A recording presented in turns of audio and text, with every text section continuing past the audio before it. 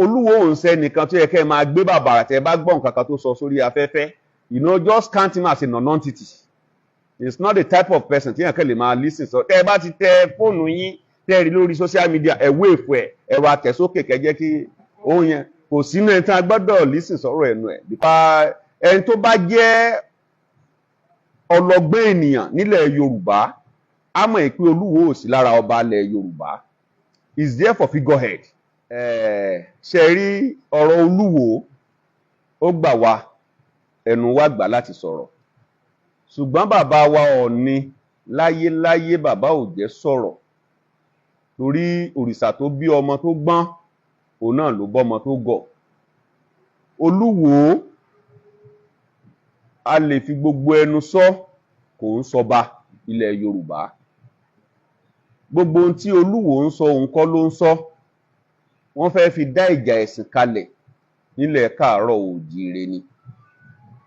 Ọọ̀ni ò sínú ẹni tí Olúwo máa fi ta yín, torí Ọọ̀ni sọ èmi náà gbọ́ pé tó ń sọ pé òun lòun fọ Ọọ̀ni jẹ, òun ló ràn Ọọ̀ni lọ́wọ́. Èmi ti wà lórí àpèrè nígbà tó Olúwo fẹ́ jẹ, tí bàbá wa Ọọ̀ni tó gbé odidi mọ́tò tí Olúwo fi jọba bàbá Ọọ̀ni ló gbé fún. Ìgbà tá a tún gbé mọ́tò fún ló tún sunkún pé owó pọ̀ lọ́wọ́ òun. A ní àwọn evidences yẹn lọ́wọ́, kò ń sọ̀rọ̀ ẹnu o.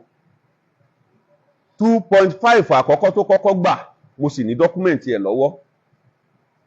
Nígbà tó tún máa tọ́sẹ̀ kejì 2.5 another one tó tún gbà mo sì ní evidence láti proof fún gbogbo ayé lọ́wọ́. Ṣùgbọ́n Olúwo tẹ́ bá ti réyàn tó ń sọ̀rọ̀ bẹ́ẹ̀ yẹn tẹ́ bá ti ń dá lóhùn ẹ̀ ń fún lágbára sí ni. Bọ̀ tẹ́ ẹ̀ bá ti dá lóhùn ibi tó sọ sí ibẹ̀ ló máa kú sí. Olúwo ò ń ṣe ẹnìkan tí yàn lè máa bá. Ọba tẹ́ bá dẹ̀ ti rí tó bá ti ń mùmùkúmù tó ń fa igbó tó ń lá gbogbo oríṣiríṣi tí wọ́n ń lá yẹn, he have no any recognition to give him. He have no any respect. So we should just be looking at him because Ọọ̀ni òun ṣẹni tí èèyàn máa fi ta yín. Aníyìkáyé là ń pè lọ́ọ̀ni. Aníyìkáyé ọba tó ń fọba jẹ. Gbogbo adé tó Olúwo dé ńbo ló ti gbà lọ. Obìnrin kan ṣoṣo tó jẹ Lúwo ńbo ló ti jẹ́. Is it not in Ifẹ̀ here? And so what are we talking about? Tó Olúwo bá wá ń fìfẹ́ ta yín lénìí, ó dàbí ọmọ tó rí bàbá ẹ̀ fi tí bàbá ẹ̀ sùn tó yẹ pé bàbá tó bí lọ́mọ kíní bàbá ẹ̀ wá yọ sẹ́yìn ó wá lọ́bẹ̀ ó lọ ń tampin. Ibi tó gbà wá ló fẹ́ gbà lọ. First amúgbó ni. Ẹ ṣé. Ẹ jẹ́ ká wo ìhà tí bàbá wa kọ sí ìgbélárugẹ àṣà àti ṣe ilẹ̀ Yorùbá. Ó dà pé ẹ fẹ́ tọ́ sóbì àlẹ́pọ̀n nìyẹn. Because káàkiri gbogbo àgbáńlá ayé ni wọ́n ti ń praise bàbá. I just came back from America last week about 5-6 days. Okay, you saw it. Ara àṣàlẹ̀ Yorùbá ni bàbá Ọọ̀ni rán èmi Àràbà Ọwọ́ Erédùmí àti Sàlù Ẹdún Àbọ̀n tí mo lead group yẹn lọ. Ara àṣàlẹ̀ Yorùbá ni bàbá ní ká lọ gbéga nílùú òyìnbó. Ìlú yẹn a máa ń pè ìlú yẹn ní ìlú Ọ̀yọ́túnjí Oòduà. Bẹ́ẹ̀ ni, that's in South America.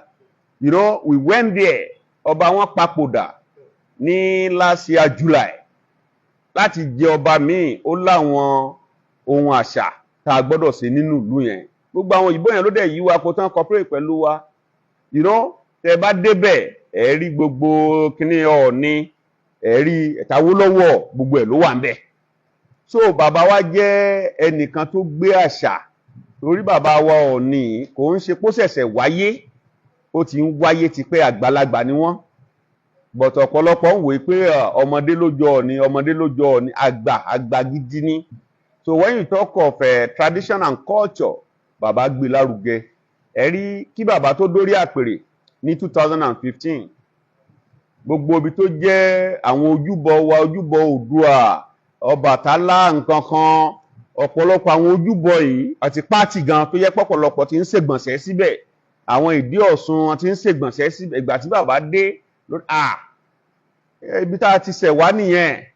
Oníkálukú bí wọn náà ṣe wà tá a bá wo àkọsẹ̀jáyé ẹ̀ ń sìn àmọ́ ibi tó ti ṣẹ̀ jáde, bóyá ọmọ Ọbàtálá nìwọ gan bẹ́ẹ̀ tí ń sìn ẹ̀sìn ti gba gbogbo ẹ̀ ó ti kó táì sọ́rùn bóyá ọmọ Ọ̀ṣun làwé so odò tó bá dẹ̀ ti ń gbàgbé orísun ẹ̀ you know that's it Ọlọ́run ní jẹ́ kí gbogbo yín parun àwa náà ò ní parun so bàbá jẹ́ni tó ti gbé gbogbo àṣà ní ilẹ̀ Yorùbá ó ti wú dìde lọ́wọ́lọ́wọ́ bá ṣe ń sọ̀rọ̀ báyìí àrán àwọn kan lọ sí Ìlógbò Èkìtì wọ́n ń sọdún Ìlógbò lọ́wọ́ ọdún Olúwa mo wà ń bẹ̀ ní last is not August èmi náà wà ń bẹ̀ ní August last year you know láti gbé gbogbo nǹkan kò ń ṣe ilẹ̀ Ifẹ̀ nìkan gbogbo ilẹ̀ Yorùbá ẹ̀fọn aláàyè tí wọ́n bá máa ṣe ibẹ̀ ń sìn bàbá Ọọ̀ni ń lọ bẹ̀ bá a fẹ́ ṣe Tòǹdó a máa lọ bẹ̀ bá a fẹ́ ṣe tẹ̀yọ̀ lẹ́kọ̀ọ́ bàbá máa débẹ̀ he have his own role to play gẹ́gẹ́ bí Ọọ̀ni so nídìí èyí bàbá jẹ́ni tó gbé àṣà wa and those are the things tí mo fi kí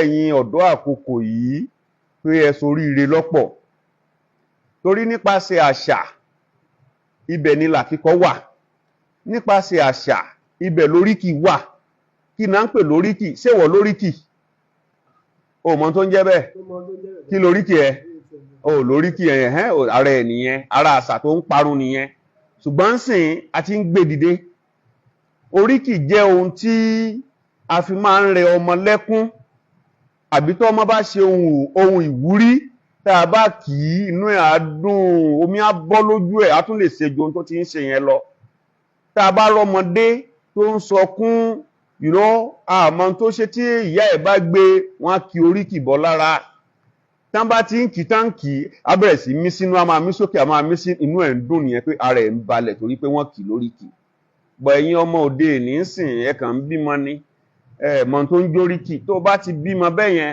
ẹ máa gbé ìyá ẹ̀ á gbé lọ sí ẹni tá ń pè ní ìyáálé ilé tí moríkì tó máa fún tó fi máa yá oríkì tí wọ́n bá fọ́mọ ẹ ó máa yàtọ̀ sóríkì ọmọ tiẹ̀ so ti yẹ ń sìn oríkì tèmi ń sìn ó póríṣi méjì mẹ́ta ó fẹ́ gbóríkì ọba àdúrà wa gbà ní ilé ìyá bàbá mi ìyẹn là ń pè ní ilé ọba lọ́ràn torí a kì í nílé ìyá kámọ́nì ti bàbá ilé ìyá bàbá mi yẹn ọmọ ọba náà ni mí ń bẹ̀ bọ̀ torí pé a jẹ́ ọmọ obìnrin ń bẹ̀ tí wọ́n bá máa kì mí ń bẹ̀ yẹn wọ́n á ní gbágìrì òríjà mọ́kọ̀ ajẹgba àkàrà mọ́ mu mi orí ìjà ẹni tó ríjà tí ó kọ̀ arógun mátìdí náà ń pè bẹ́ẹ̀ pé kò sí irú ogun tó lè dìde kò ní í sá òríjà mọ́kọ̀ ajẹgba àkàrà mọ́ mu mi ó mọ̀ pé ẹni tó bá ti ń jẹgba àkàrà tí ò mu mi inú ẹ̀ máa le díẹ̀ nìyẹn ẹ̀ẹ́dẹ̀ inú tèmi ò le o nílé bàbá mi ń bí ọmọ ọ̀rún tó lómi méjì tó tìkù mọ́kàn eléyìí tá a tìkù mọ́ oríkì yẹn ṣe lọ nìyẹn tẹ́ ẹ bá ti wá ń kí àwọn oríkì yẹn kò sírú bí tension yẹn ṣe lè high tó lára ẹ̀ it will calm down it will gradually orí ẹ̀ máa wú pé èmi ni wọ́n ń kì báyìí ìwọ gan feel important pé no kó wà recognize so those are the things a máa dá àṣà yẹn padà báyìí o ẹ gbọ́dọ̀ lọ sílé yín pé mọ́mì mi kí lóríkì mi gan tí ẹ bá tí ì fún mi tẹ́lẹ̀ ẹ máa fún mi báyìí o mo láìkì oríkì kéèmì náà lè máa fáwọn ọmọ mi